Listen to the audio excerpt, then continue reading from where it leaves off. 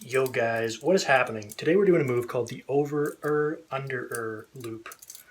Funny name, I know, but the reason for that is that it's kind of an extension of the over-under loop. So here it is. This is the third time around. So that was 3 rotations of the loop.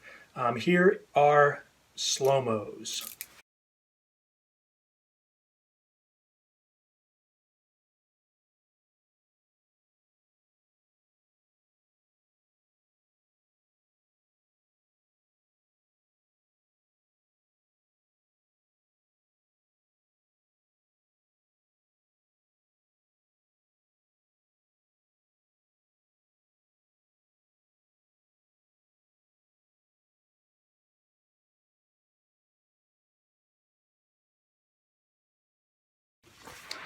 All right, guys, so to begin, there's 2 things you should know.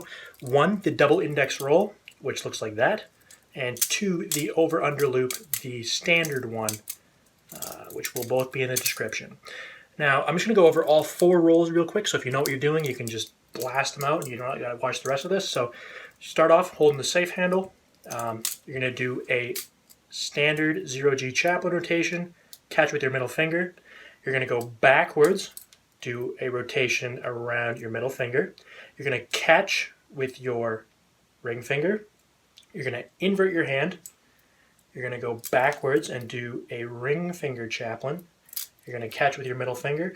And this part is the part that I'm doing this whole trick for because it is a double middle finger roll with some weird momentum problems.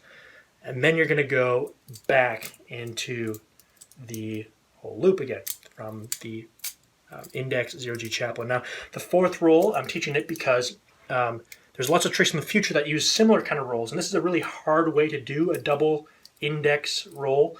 And so if you know this one, you can master this one. You won't have any trouble in the future when I get to some future stuff. So that's it. So let's get right into the long tutorial. All right, so to begin this move, you're just going to do the over-under loop standard. So you're going to grab the safe handle, normal grip, move your index finger, fling out the bite handle, insert your index finger, go into the over-under loop. So the single chaplain, the catch, the middle finger goes in. Now in the standard over-under loop, right, you're going to turn your hand upside down.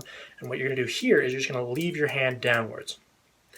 So you're going to go backwards into the middle finger rotation, right, like this. And instead, like in the over-under loop, when you catch with your thumb, what you're going to do is you're going to catch, instead of catching with your thumb, you're going to catch with your ring finger. And so what that'll look like, right, 1 rotation, catch, middle finger comes out, backwards around the middle finger, and you're going to right here extend your ring finger on the safe handle. So that's, you can just do the first part there and it'll look something like that. This should be very familiar to you if you've done the over-under loop. Now from here, this position, this is where the over-under loop ends, and this is where the trick gets interesting. So from here, what you're going to do is you finish the over-under loop, so you're in this kind of a position here.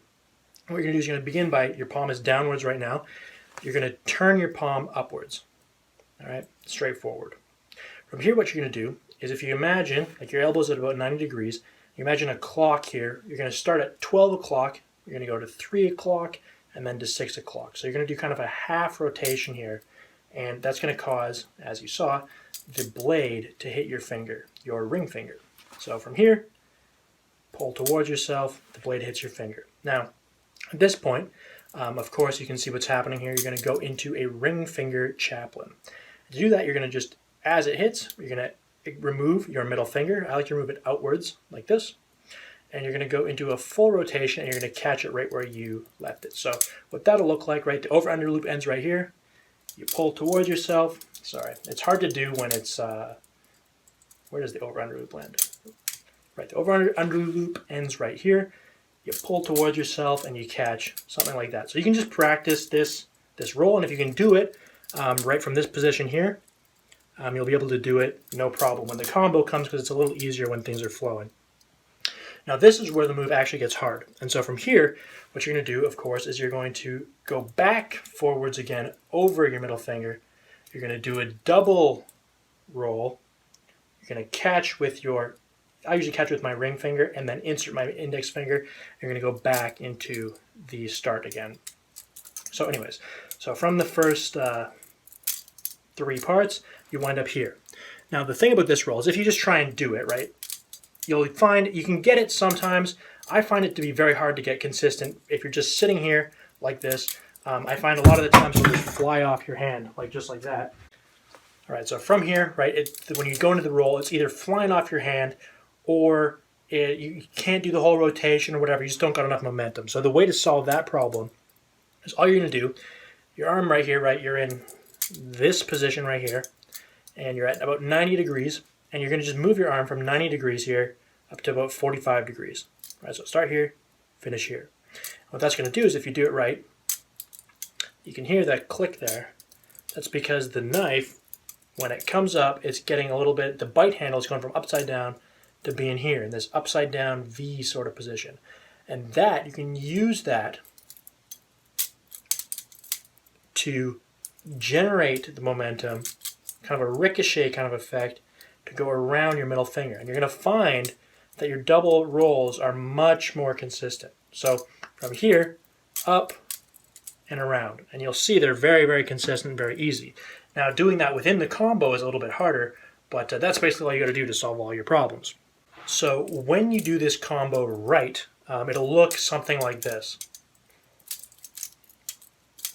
So you know when I go up, I'm adding in that big upwards motion that you see, and that makes that last roll work. So here, let me do it again.